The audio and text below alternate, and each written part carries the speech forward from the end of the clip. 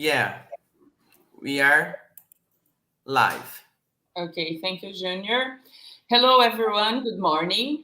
Welcome to SILF's second conference. I am Taísa de Oliveira from University of Mato Grosso do Sul, and it is my pleasure to introduce you to our guest lecturer, my colleague and friend from University of Edinburgh. Professor Trousdale is Chair of Cognitive Linguistics at School of Philosophy, Psychology, and Language Science, and has published a great number on cognitive linguistics, construction grammar, and diachronic construction grammar. His book, Constructionalization and Constructional Change, co-authored with Elizabeth Drogot, offers the theoretical and methodological grounds to all those interested in investigating language change on a cognitive constructional basis. In today's conference, Functionalism and Change in the Language Network, Trousdale will discuss the relevance to treat linguistic change as change to nodes and relations within the language network.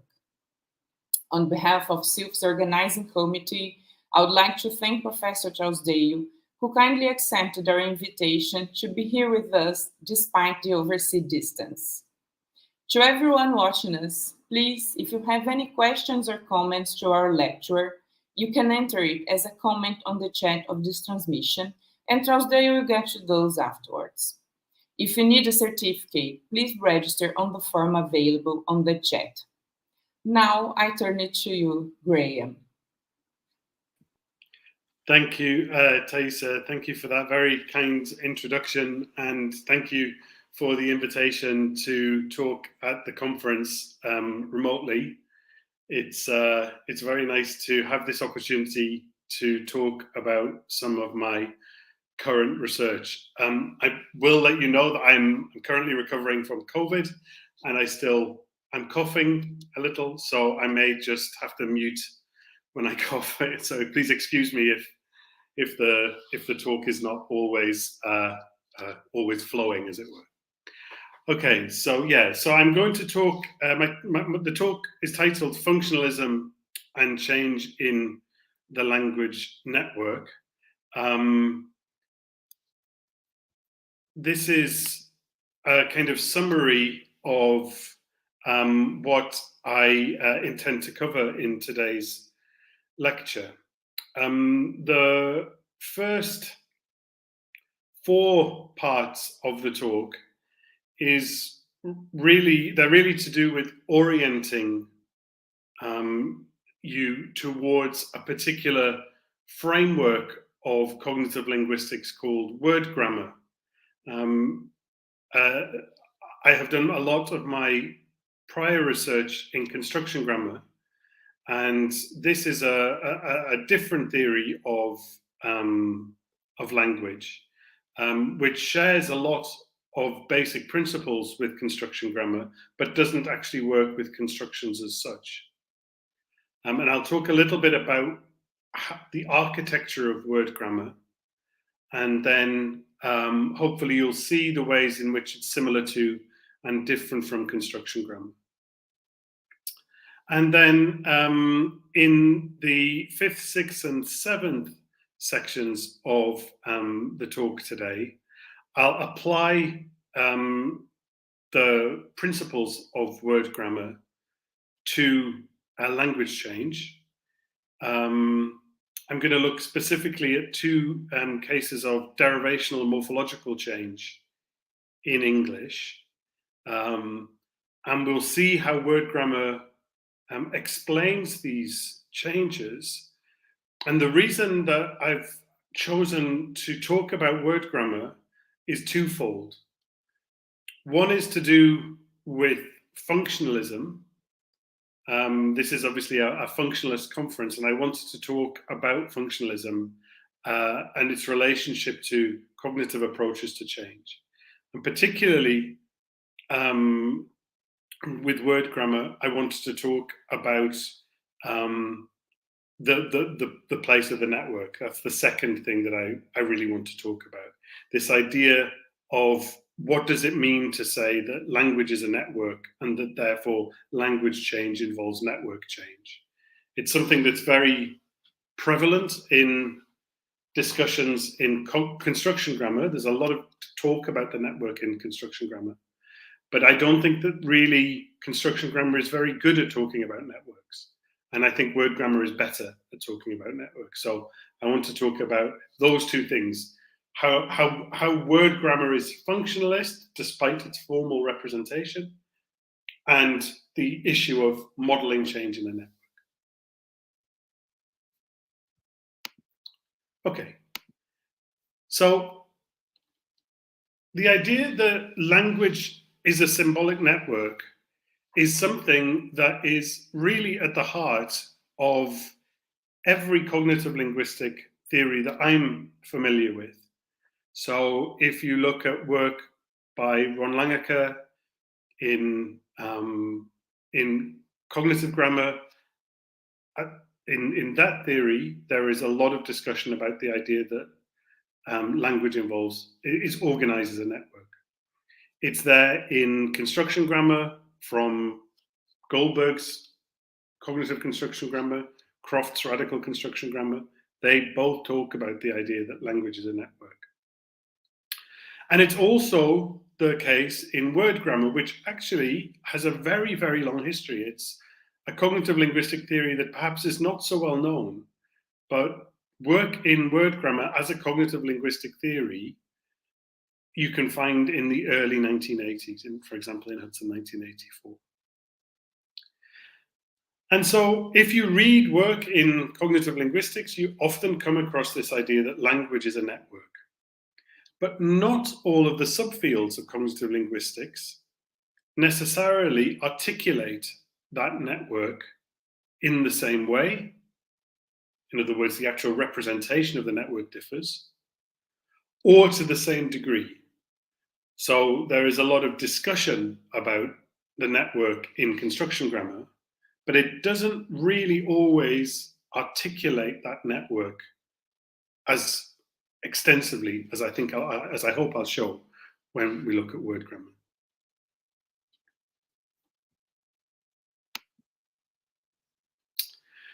So word grammar sees language as simply a network of nodes and relations between nodes. That is the entirety of what language consists of. And those nodes and relations are classified in various ways, and we'll come on to the detail in a moment. Despite the fact that word grammar sees this network in terms of just nodes and relations, it's actually much more explicit in its architecture than in construction grammar. But conversely, when we're interested in looking at processes of language change, there's been comparatively less research into language change in word grammar than there has been in construction grammar. So Taísa very kindly mentioned the book that I had co-authored with Elizabeth Traugott on constructionalization, but that's only one of many, many different monographs and very, very many papers that look at language change in construction grammar. So there's lots of work there. There's not so much work on language change in word grammar. So what I'm trying to do in my current research is to bring the diachronic element to word grammar more extensively.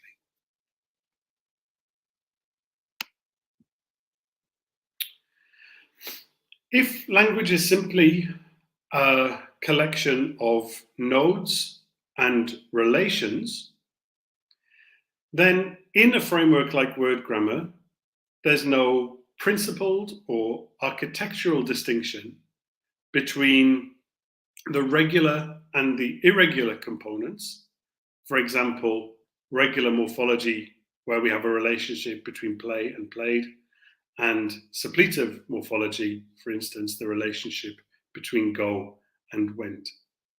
The idea that regular and irregular material is detailed in the same way is something that is consistent with construction grammar. Okay, so construction grammar has the kind of motto, its constructions all the way down. So in the same way, word grammar doesn't make a distinction. The architecture is the same, whether we're talking about something regular or irregular. Another way in which word grammar shares a lot with functionalist linguistics and construction grammar in particular is that it's usage-based. In other words, individuals' knowledge of the nodes and the relationship between the nodes, the relations between nodes, is established via exposure to language use in context. So it shares with construction grammar the idea that a lot of domain general knowledge is relevant for understanding how language works. And as a result, it's very strongly in the cognitive linguistic tradition. And here, simply, is an example of what a word grammar representation of knowledge looks like. Later on, I'll explain how that manifests itself in knowledge about language, but here I'm just going to talk about knowledge of concepts, general knowledge. Okay. So imagine you're a small child being brought up in Australia. One of the things that you end up learning is that the capital of Australia is Canberra. Okay. That little bit of knowledge can be represented in the diagram on the left. What you have there is a set of nodes. The nodes are country, Australia, and Canberra. And then two relations. One, which is represented by the little triangle with the line that comes down on the left-hand side. And then the other is the curved arrow that's labeled capital of. Let's talk about the left-hand side of the left-hand diagram first. So that little triangle is meant to represent a more general category pointing towards a more specific instance. In other words, what that little triangle and line tells you is that Australia is a country. Country is the more general category. Australia is an instance of that category. And one of the understanding of the relationship between Australia and country is that Australia should have all of the other properties that we know of other countries. In other words, it inherits a lot of properties by virtue of it being in the category country. Okay. The second relation, the capital of relation, is a relationship between Australia and Canberra. And what that part of the diagram shows is essentially an attribute value relation. Okay, so if you take the concept Australia and you apply the function capital of to it, you get the value Canberra. Okay, so this is how a child builds up that tiny little bit of knowledge about the fact that the capital of Canberra is Australia and that Australia is a country. And I'm assuming that the child, you know, just for the sake of argument, that the child learns its own capital first. But then when it goes to class, it learns about geography and it learns that Canada is a country. And therefore, given that the child knows that countries have capitals, even if it doesn't know the value, that's that question mark in the right-hand diagram, even though it doesn't know the value necessarily of applying the function capital of to Canada, doesn't know that you should replace that question mark with Ottawa, it can still analogize onto what it knows about Australia to build up this little bit of knowledge. And then as a result, it builds up a very general schema where The specifics are not given. So what this little bit of knowledge is suggesting is that every country has a capital. It doesn't specify what the country is, and therefore cannot specify what the capital is. But what it can do is say that what we know about countries is that they have capitals, and that can be represented in this little network diagram. And it's that example is a very, very small example of how network relations work in word grammar. And we can use exactly the same mechanisms to understand issues in how language works, as I'll show. Okay. So let's move on and think a little more about the representation in terms of language. Word grammar is a dependency theory of syntax and of other kinds of linguistic knowledge. In this regard, it's very different from construction grammar, which is essentially a phrase structure grammar. In word grammar, in the syntactic component of word grammar, dependencies exist between pairs of words. There's no phrase structure, and the analysis will involve classification and dependency. Just as when we looked at that little bit of knowledge relating to countries and capitals, we have classification. Australia is a country. That's a classification relation. And then a dependency, the relation between Australia and Canberra. And that dependency is motivated by the classification capital of in that case. It's the same basic principle for concepts and for linguistic concepts. And here we have it. Here's an example of a very, very simple dependency relationship that shows how the syntax works in word grammar.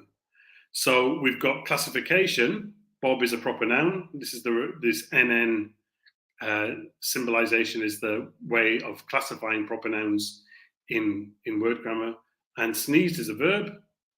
And then there is the dependency relationship such that if you apply the function subject of to sneezed, you get the value Bob, just as we did with the relationship between Australia and Canberra and the relation capital of.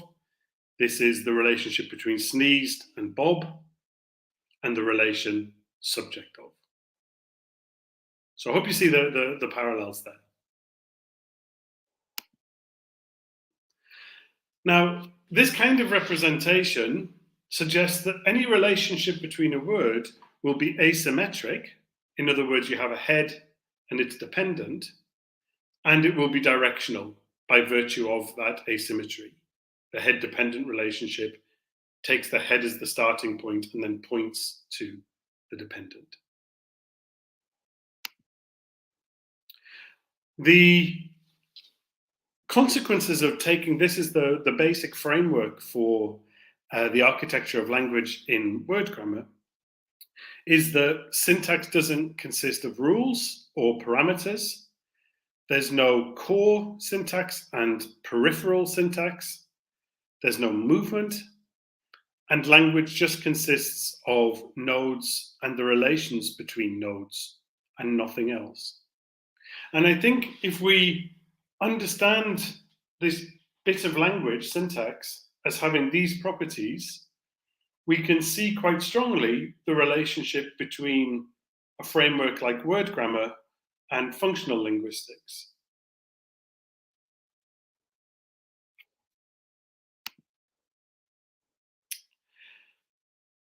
The next concept that I want to talk about is the concept of inheritance. And I'll return here to this diagram that I talked about before, where we have the relation between Australia and country. What does it mean to say that Australia inherits properties from the concept country? Just for information's sake, this inheritance relationship is represented by this, as I said, by this small triangle with a line that points down. In inheritance in word grammar, we have to understand that the architecture of word grammar relies on taxonomies. In other words, we have more general and less general categories, and the less general categories are characterized as inheriting from the more general categories. So anything that you know, for instance, about a specific type of dog, like a Labrador or a Spaniel, those individual things, you can distinguish a Labrador from a Spaniel, but the things that they have in common are all shared with the category dog. For example, that it barks, that it wags its tail when it's excited, and so on. These properties are things that are inherited from the more general category. And so inheritance in word grammar involves taxonomies. It's generally a property of human cognition. In other words, what we apply to language when we look at things like subject of relations or word classes, we want to be able to use the same architecture when we talk about other concepts like dogs and countries. But crucially, that it involves some sort of formal relation, and that it can therefore be represented in these network diagrams. So one of the benefits of word grammar that I think is an advantage over construction grammar is that the formal articulation of the network relationships is much clearer. So this inheritance relationship between country and Australia, between dog and Labrador, is what's known as an is-a relation, where is-a means is an instance of. So Australia is an instance of country, therefore Australia is a country.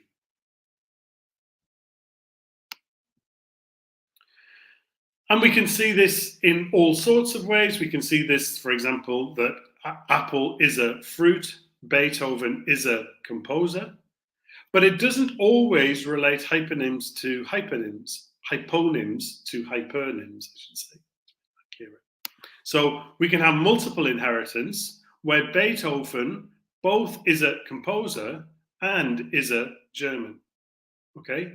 And it's once we realize that concepts can inherit from lots and lots of other concepts. The network is very, very elaborate, and we're just picking out a couple of things in order to illustrate key points.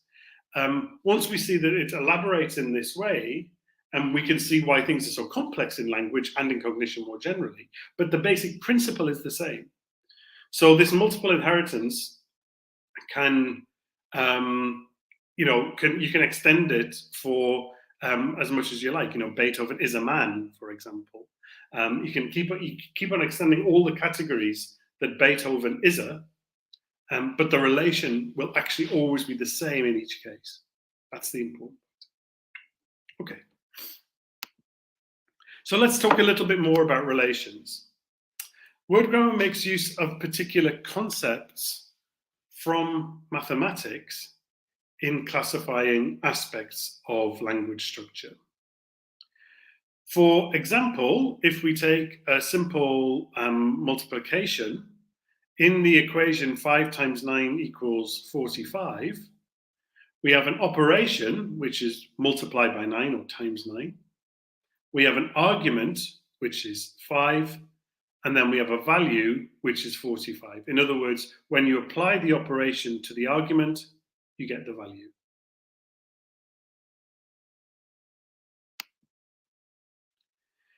In language, the principles are the same.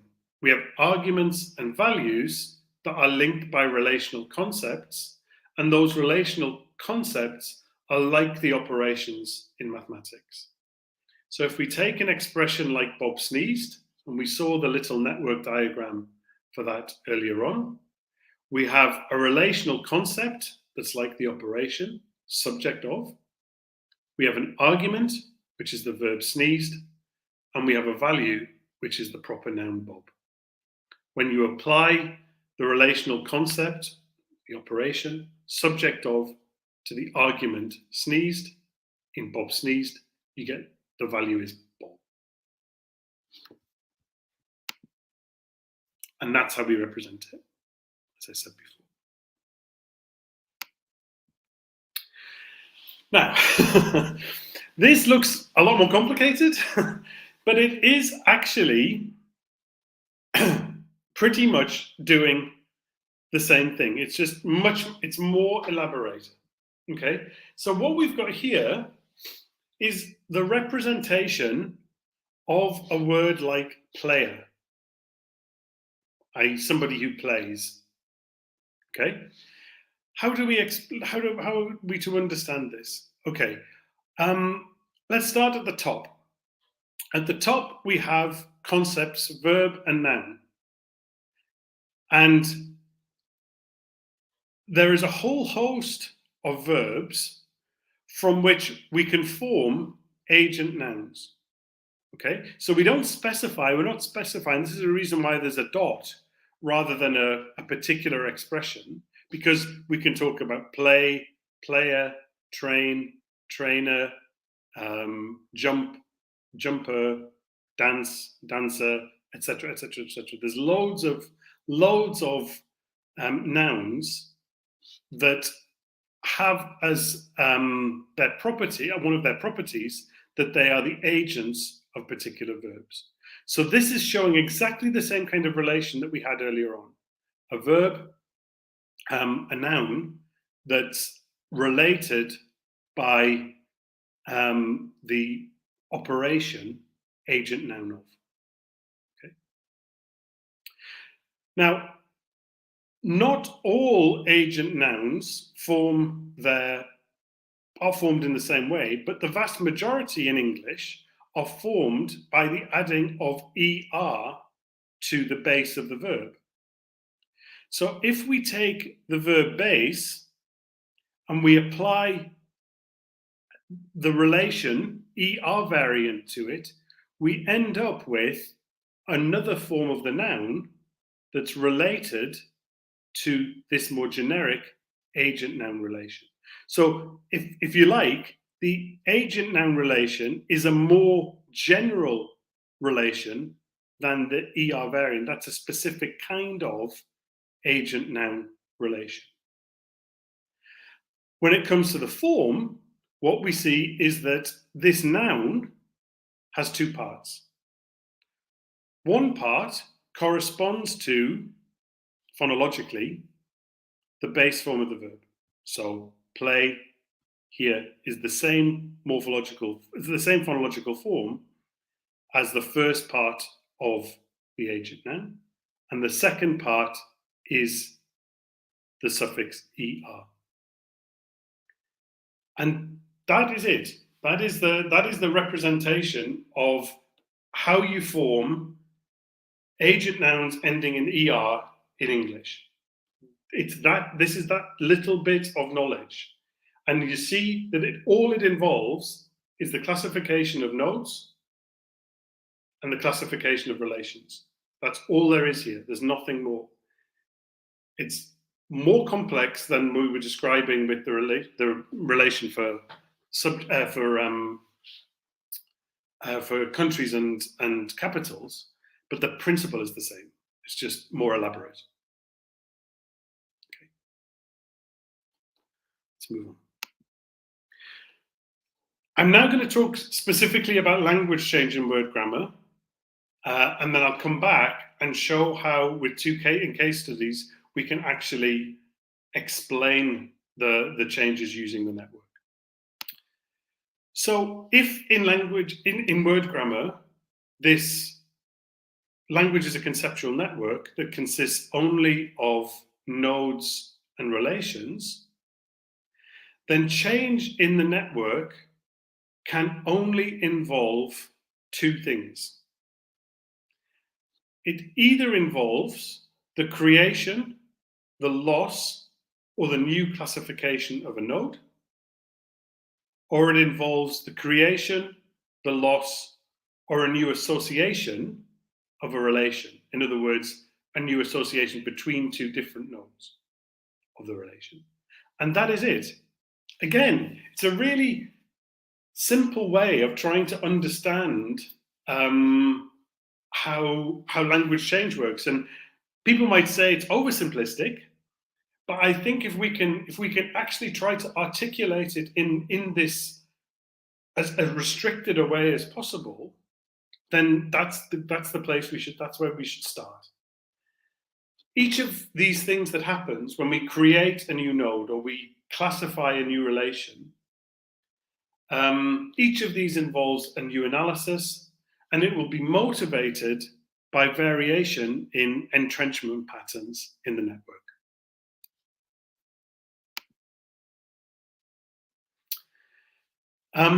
Both Hudson and Gisborne, who are the main proponents of word grammar, although there have been many others who have worked on word grammar too, but they're the main proponents of work on language change in word grammar so far. They have focused on a number of different developments. Gisborne has looked at the development of future markers in Romance languages. So, for example, the development of French chanterai.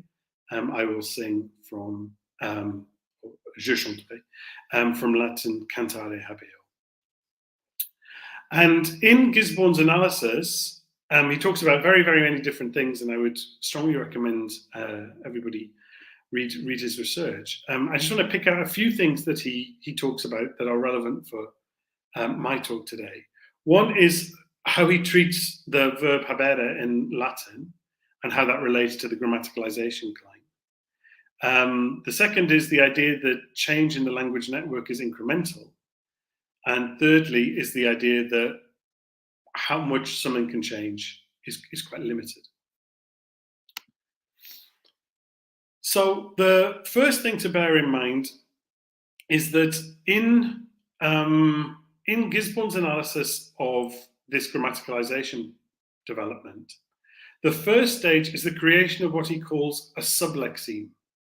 In other words, a word that inherits, that is some features, for example, phonological or graphological realization, from an existing word, but nevertheless has other features that are not shared. Okay, so it's not identical to the lexeme to which it's related.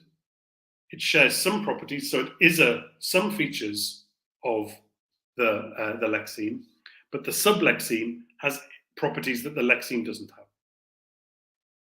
And this sublexeme is represented by an asterisk above, next to the word. So in the second bullet point, you'll see, I see here, the combination of star habere, and this star habere is the sublexeme that I've just mentioned. So this combination of the sublexeme and the infinitive come to function as an idiom. And it's the particular configuration of nodes and relational links in the network that involve the fixing of the order of the dependent and the head as infinitive plus the sublexeme. Okay, so the change involves a word order fixing and a dependency relation that exists between the sublexeme and the infinitive. Just as we have a dependency relationship between Bob and sneezed in Bob sneezed, so we have a dependency relation between the infinitive and the sublexeme.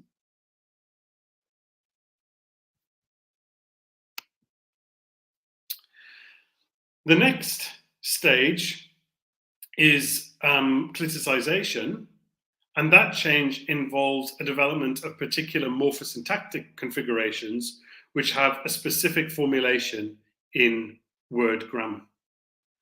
In the traditional grammaticalization, Klein, the shift to from word to clitic to affix is the traditional grammaticalization development, but in word grammar, clitics have a particular status.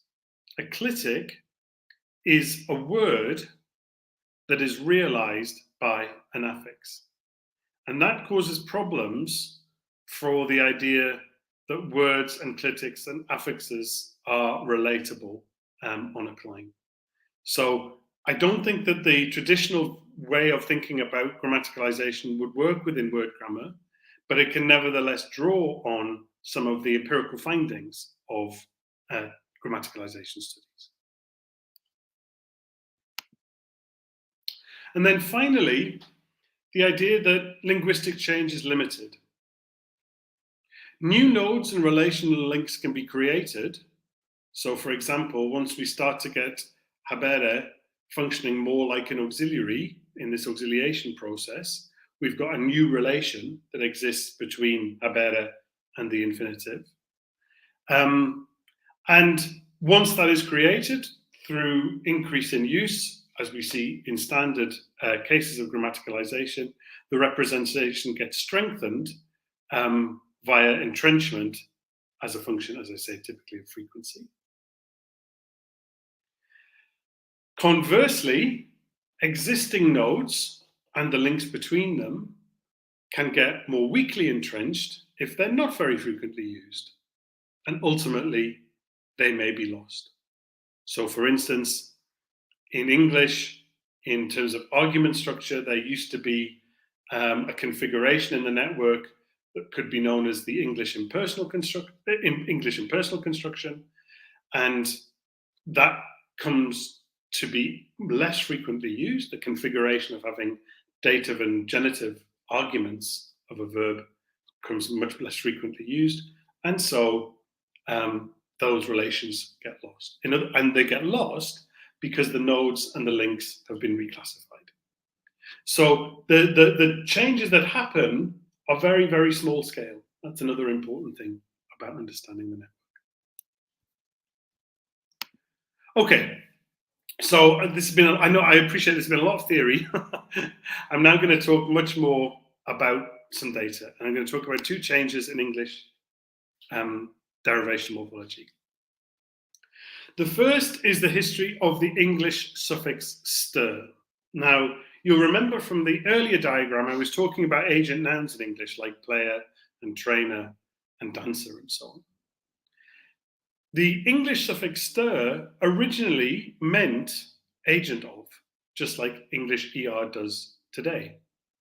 But now, in contemporary English, it can be used in lots of different ways. Okay, so in Old English, there was a verb deman, which meant to judge, and the person who did the journeying was a damester. That was the judge, the person who did the judging. But ster now does something very different. First of all, it can be used to derive what are known as hyperchorisms or nicknames for people. So here's an example from a newspaper article. Priti Patel, who's a government minister in the UK, would have preferred anyone but the Govester to defend her. Now, the Govester here refers to another member of the British cabinet, Michael Gove. And this expression, the Govester, is playing on a very informal way of nicknaming people in English. And it uses this ster suffix to attach to the person's surname. So that's one change I'm going to look at. And then the second change, which I've talked about before, which is in the constructionalization book, that's the history of the English suffix ish. Originally, it's used as a kind of ethnonymic suffix. So Danish meant someone who, or characteristic of people who come from Denmark. But it can now be used as a degree modifier. So Here's an example from the Coca corpus. Here's the temperature in our studio right now, 68, 68-ish. And then B responds, yeah, ish.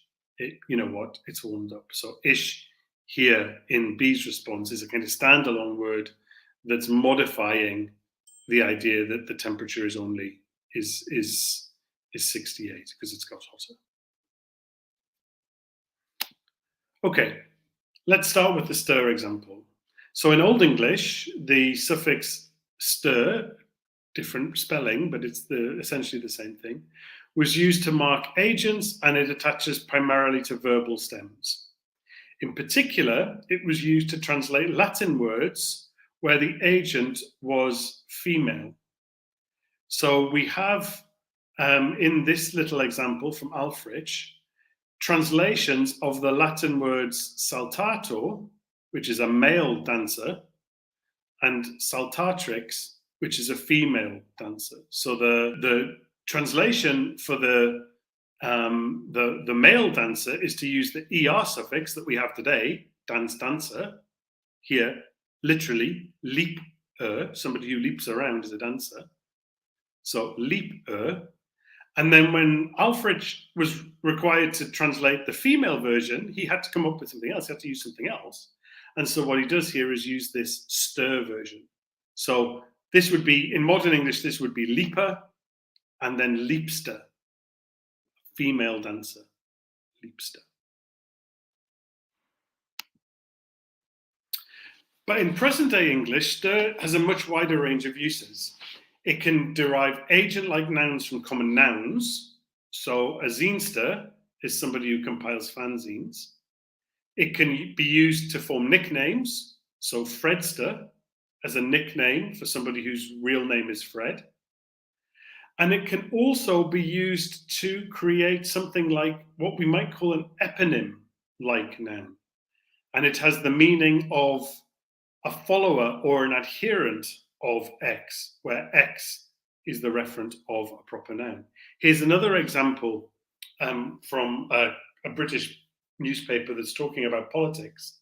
And here we've got great way to go though, torn limb from limb by a bunch of braying mogsters, where a mogster is somebody who follows, again, another cabinet minister in British politics, Jacob Rees-Mogg.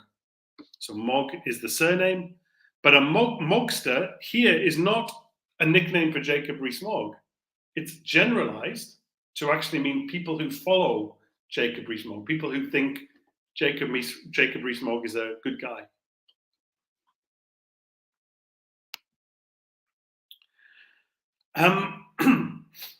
When we actually look at the Old English data, the situation is pretty complex. The traditional view, such as is espoused by Kostovsky, is that the ster suffix derives deverbal and denominal feminine agent nouns, okay, that they denote women. So this is the leapster example, the translation of saltatrix.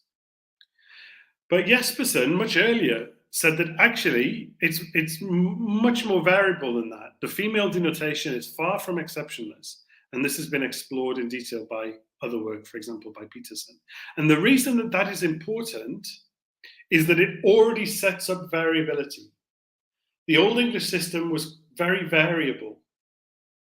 And how you formed agent nouns in Old English was, you had lots of different choices.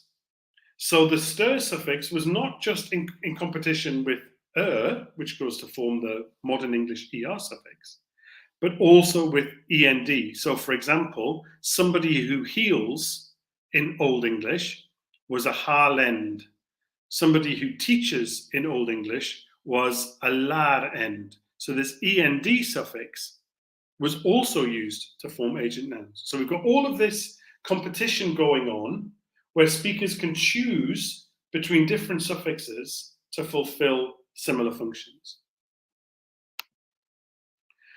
When we look at the pattern of the data in Old English, here I'm looking at simply the types for the ster suffix.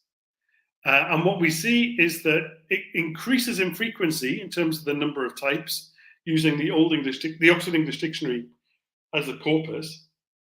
That it increases in frequency into the modern English period, and then it seems to fall away in present day English.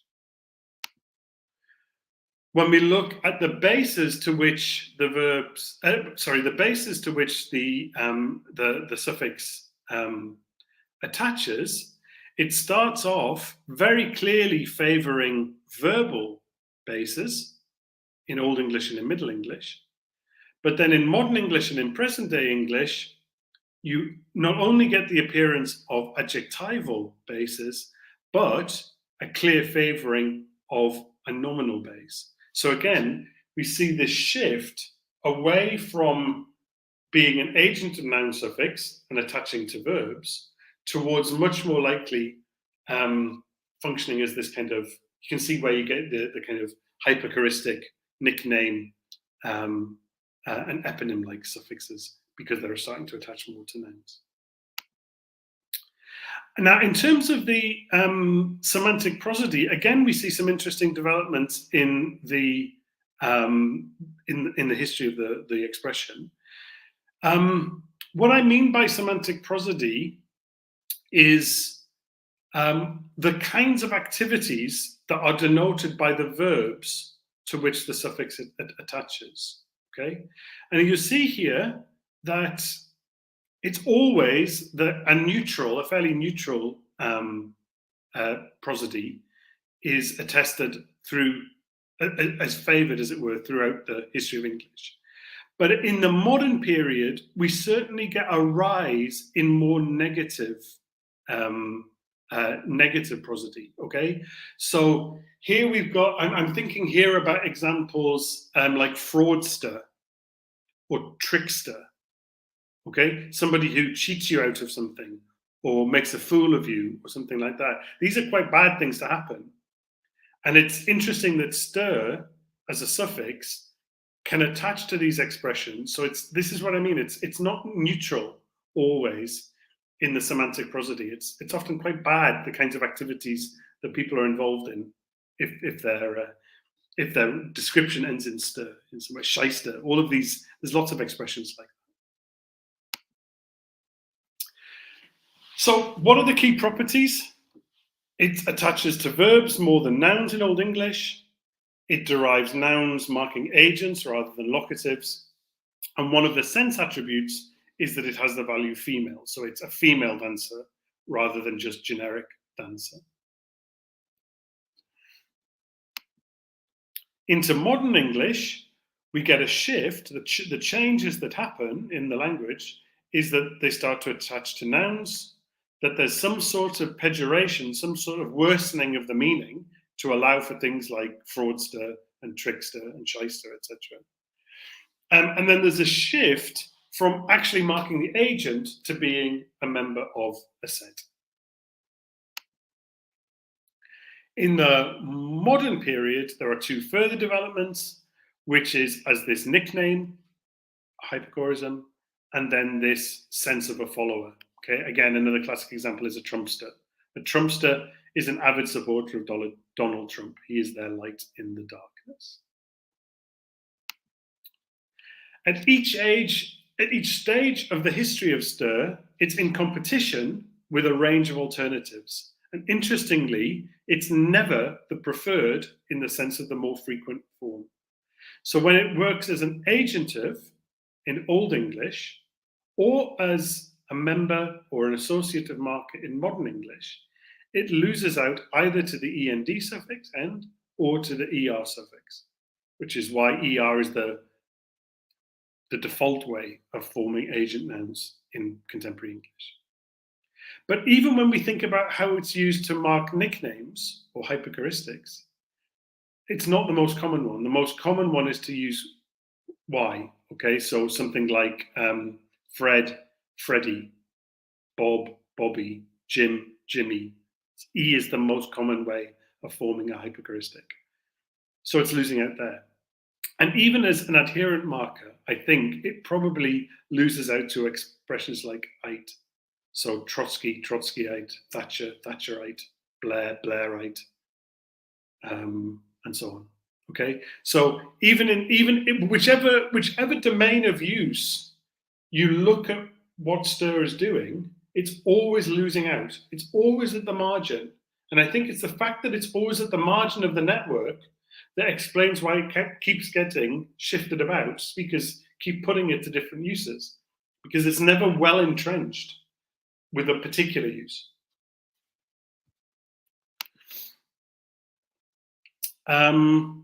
I do think that the situation with the adherence set is probably the most debatable.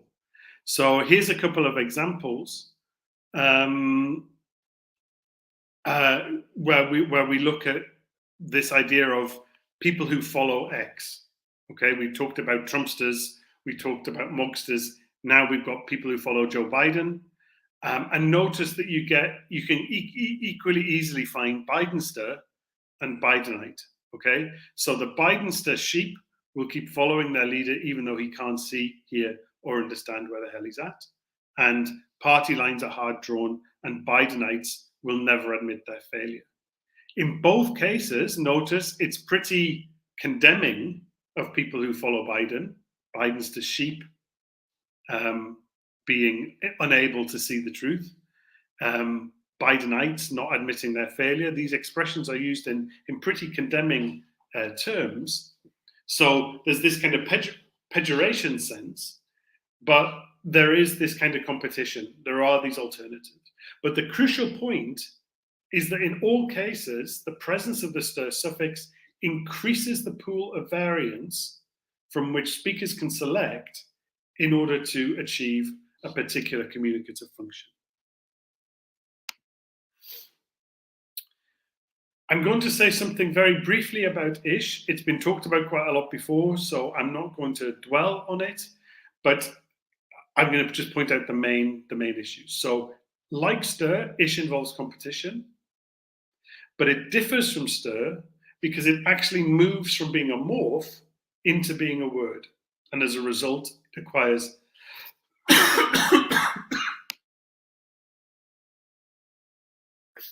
excuse me. In moving to a word, it acquires syntactic properties. But its early historical development is very like that of ster, in which we see small in which we see local or small step changes. I'm going to summarize here very briefly the findings of the most comprehensive study of ish, which is that of Mike Eitelman and colleagues 2 years ago in English Language and Linguistics. What they find is that in Old English, the bases to which ish attaches are predominantly ethnonyms, but other uses are also attested. It can attach to words like puer, borrowings, boyish, and also complex words like dunlendish, meaning hilly. In Middle English, the bases are predominantly common nouns, so you get havenish, meaning heavenly, but they're no longer just nominal, so you get things like sourish or boudish, meaning sulky, the last meaning silky from Old French, again attaching to borrowings. And then in Modern English, there's a further extension of the base, no longer just to nouns, but also to numerals, six-ish, quantifiers, idioms, etc. Although the noun bases are still the ones that are dominant. So what we see again is this spread, this growth of forms to which ish can attach and the growth of the meanings of ish. So how do we model this in word grammar? How do we use word grammar to talk about these network changes? Here's the situation that we've got in Old English for ster, okay? The example would be the word Baxter, which means a female baker. So in Old English, you would also have the word bakere, which is the word for baker, and then the word Baxter would be a female baker, okay? And notice that this network is almost identical to the network for the Modern English ER variant that I talked about before, okay? hopefully you'll get a copy. If anybody wants a copy of these slides, I'm very, very happy to share them. You'll be able to see. But essentially, there are only two differences. Well, maybe three. One is that we've got the ster variant here rather than the ER variant. Okay, because the second part here is this ester form, the ster form, and not the ER form. So those two things go together. It attaches to a stem rather than a base, but that's to do with the Old English inflectional system. And then it has this additional sense that it means female, somebody who's a female as well, right? So it's not just it's not just a generic baker. It happens to be a baker that's a woman, okay? And that's an additional sense. As it moves to be mobster, we look at the difference there. What has changed? So this is the Old English form Baxter, a female baker. This is the form for mobster, somebody like a member of the mafia, somebody who belongs in a mob. This part, the lower part, has barely changed at all. It's attaching to a base rather than a stem. Okay, fair enough. Because again, there are more widespread generic changes in English morphology that explain that. But what has changed is what these inherit from. They inherit from count nouns, and what has changed is the sense relation.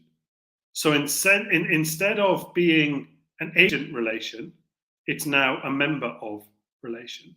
So it's this bit that's been reanalyzed and this bit that's been reanalyzed. But the rest of it has changed, has remained static. When we get to Fredster, again, the changes are tiny.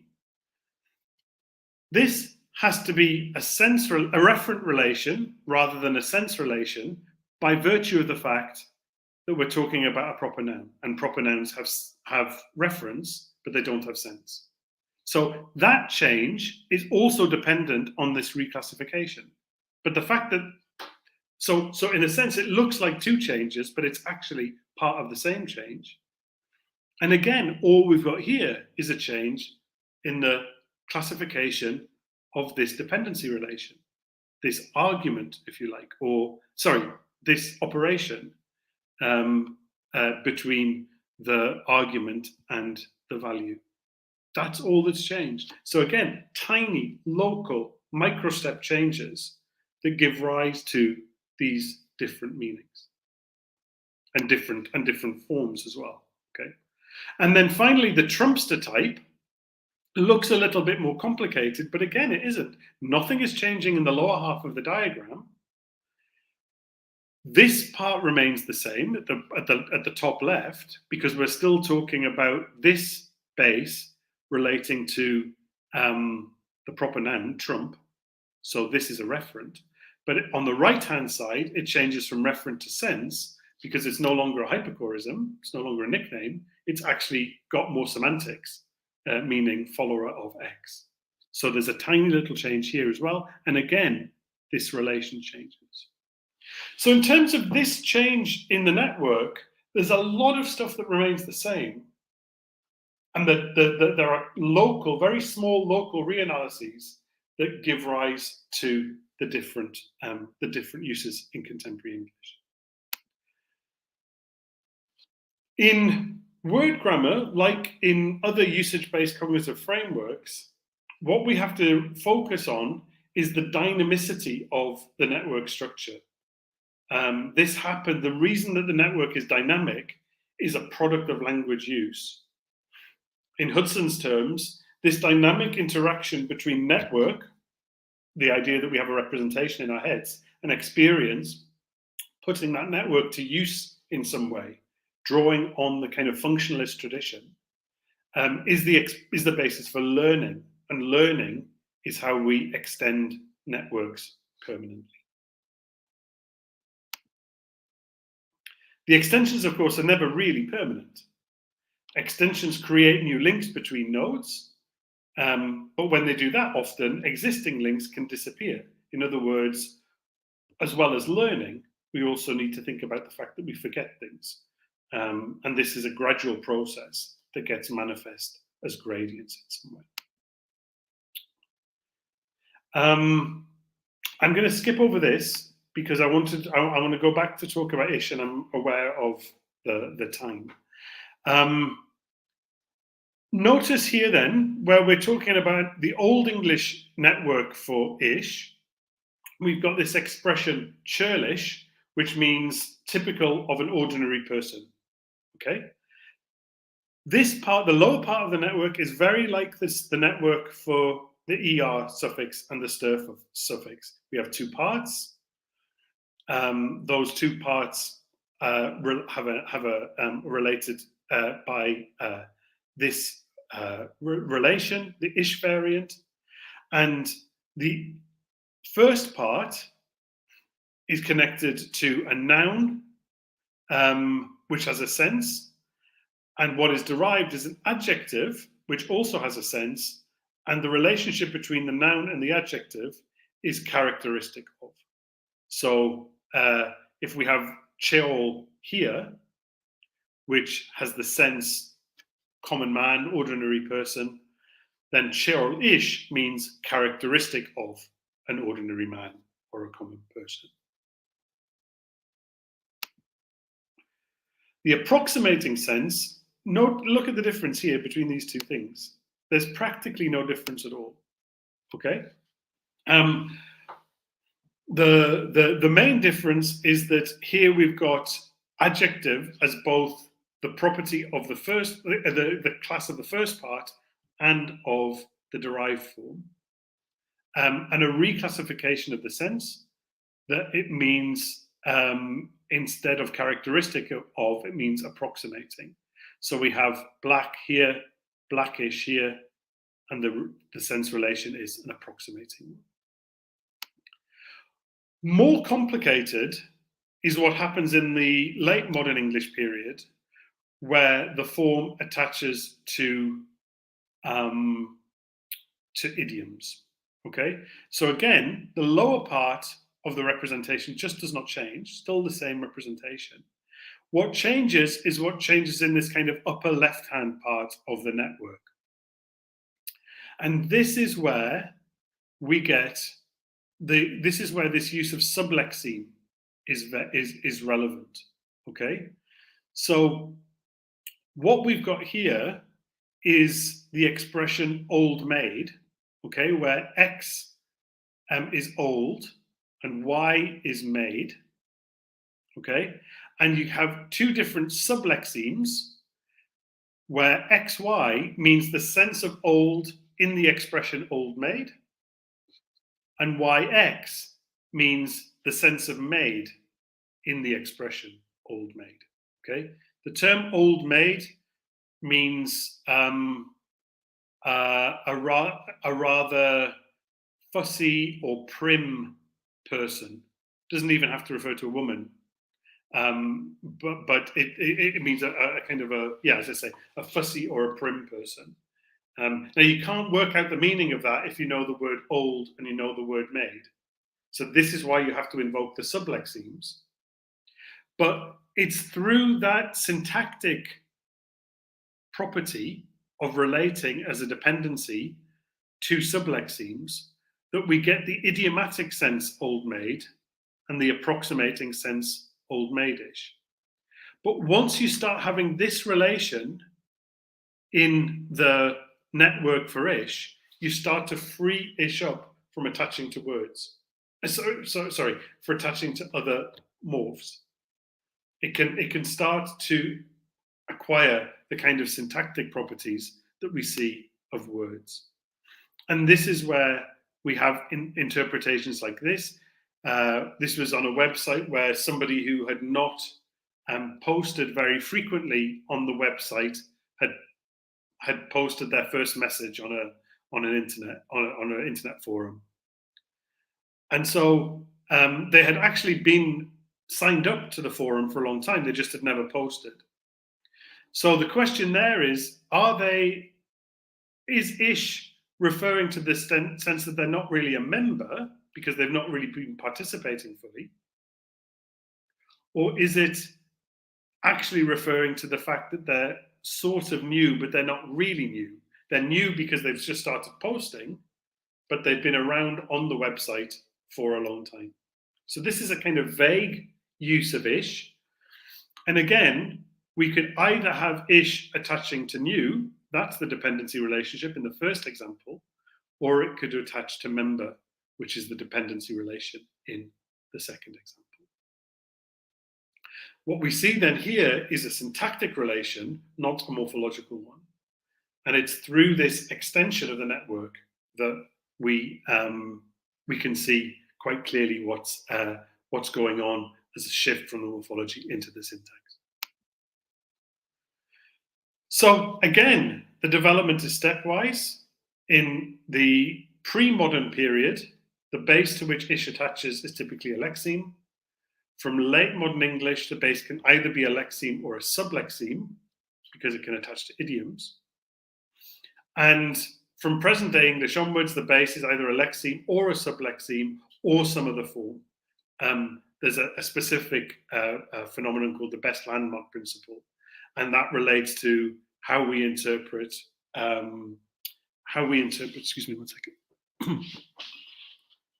I'm about to run out of power, so I'm just going to put myself back in. Okay. How we understand this relation. Okay, so if ish is actually talking about, if this writer is trying to talk about the extent to which they're a member rather than the extent to which they're new, then the appropriate landmark is member. If they're trying to talk about how new they are rather than whether being a member, then the appropriate landmark is new. Okay, so this is what Hudson means by the best landmark principle. Which is the best word that's appeared prior to the form in question to which the dependency should attach. The third microstep involves a shift, as I said, from morphology to syntax, and I think this has a lot of interesting consequences for various kinds of morphological change, like acceptation and debonding in degrammaticalization, and how this can be modeled in word grammar. Okay, so I am going to summarize now. The network model of language change, such as word grammar, consists of nodes and relations. And what we mean when we talk about change is change to nodes and relations. In the case of ster, the new nodes, i.e. the new words types, emerge as a result of a reassociation of ster attaching to bases, which i.e. which inherit or are an instance of different lexical subcategories. Verbs initially, then common nouns, and then proper nouns. In the case of ish, the early history, in Old English and Middle English, similarly involve reassociations of links to different bases. By contrast, though, to ster, the debonding of ish is really extensive, and these new uses suggest a shift from morphological dependencies to syntactic dependencies within the language network. But the idea that you have nodes and links that are classified is as true of the morphology as it is of the syntax. It's just the nature of the associations that differ and the categories to which they apply. In both cases, all of the reassociations in the network involve neo-analysis, and these neo-analyses involve changing nodes and relations. They involve very small steps and are the consequence of the recycling or reuse of forms in different contexts. The architecture of the network predisposes weakly entrenched forms to this type of change, but of course forms can become weakly entrenched if they're not frequently used. So it's not that they always have to be weakly entrenched. Things can become weakly entrenched through a lack of use. And then the final point really is to do with coming back to the notion of functionalism and why I think word grammar is interesting and relevant to functionalist thinking. First of all, it's usage-based. Knowledge of structure, understanding what the network actually looks like, emerges from use in discourse context. And the importance of discourse is fundamental. You know, you understand even some of these morphological changes, like the hyperchoristic or the adherent set of ster, very much in certain kinds of contexts of discourse. The second thing that I think is relevant for the relationship between word grammar and functionalism is that word grammar foregrounds associations between form and meaning, where meaning is understood as encyclopedic. So you don't have the same kind of boxing of different types of meaning.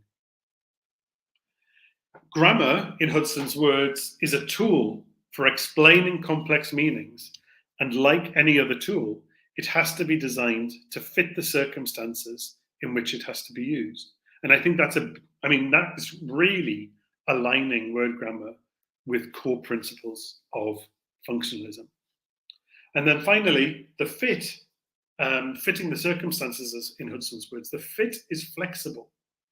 And the flexibility is manifest in the fact that the network is dynamic and that the nodes and links are always going to be amenable to change. There's a number of different references here. Thank you very much for your time today, for coming along to listen to me. I'm really keen to hear any views, comments, criticisms and questions. But yeah, thank you very much for your time. And I will stop sharing now, I think. Or perhaps somebody else. Okay, there we go. Now, thank you, Graeme, for a very interesting talk. We have lots of questions and lots of greetings from everyone in Brazil. That's nice. But as we are on a short schedule, unfortunately, I have to select just one question, and maybe people can send their questions to you. Absolutely, please. Email, and so I'll add your email to this. Please do, yes. So they can contact you, okay? Yeah. So Taísa Robusti is asking, what advantage do you see in this model of network in relation to the model of horizontal and vertical links for the treatment of language change? Okay, so this is a really good question, and it is it's probably within construction grammar, diachronic construction grammar, it's one of the really big questions, which is, should we be thinking about the links between constructions as being vertical, in other words, typically involving inheritance of some way, or should they be horizontal and therefore be more associative? Now, my problem is that I don't think that either of those ways of thinking about it is really good enough, because there's more than just inheritance and there's more than just association. What I like about word grammar is that every single link has to be classified in some way. Now, yes, there is a link. The inheritance relation is accorded a very special status, but it is by no means the only important relational link. And every other relational link is classified in some way in word grammar. So what that allows is a much more fine-grained articulation of what the network is like. And therefore, when you're trying to explain what has changed, you don't just have to say, you don't have to get embroiled in a sense in this, is it vertical, is it horizontal? But more critically, is it to do with inheritance, or is it to do with some other kind of relation? And if it's to do with some other kind of relation, how has the classification of that link changed? And that seems to me to be a real advantage, because it allows you to be much more detailed in trying to explain exactly what kinds of changes are happening. And if we're able to see this happening across lots of different kinds of change, or across the same kind of change across lots of different languages, then we're going to be able to make a much better theory of what it means to see a network changing in some way. The big problem with word grammar for me is how you actually deal with constructions within word grammar. But that's another hour's talk. That's another conference, right? Absolutely, absolutely. Well, thank you very much. I guess we're running out of time, so unfortunately, I have to wrap it up now. Okay. Well, this has been very productive. Once again, thank you, Graeme, for being here today and for your excellent talk. Thank you. Big thanks to all our sign language interpreters. And thank you, everyone, for watching us. Please keep up with SILF program, and we'll be back in the afternoon with more sessions. See you soon. Bye-bye, and thank you all. Thank you. Bye-bye.